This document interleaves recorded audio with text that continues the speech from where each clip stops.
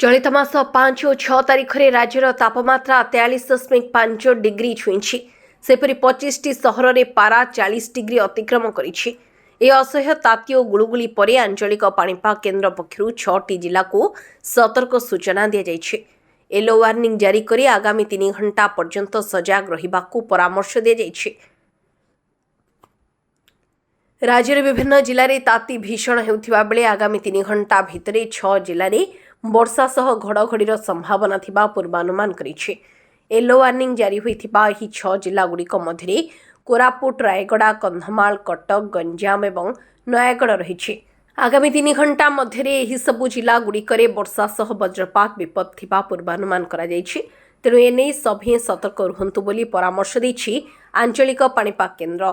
ଏହା ପୂର୍ବରୁ ଗତକାଲି ରାତିରେ ଓ ଆଜି ପୂର୍ବାହ୍ନରେ ପଶ୍ଚିମ ଓଡ଼ିଶାର ବିଭିନ୍ନ ସ୍ଥାନରେ କାଳବୈଶାଖୀ ସହ ସାମାନ୍ୟରୁ ମଧ୍ୟମ ଧରଣର ବର୍ଷା ହୋଇଛି। Bureau report, RCN Odia.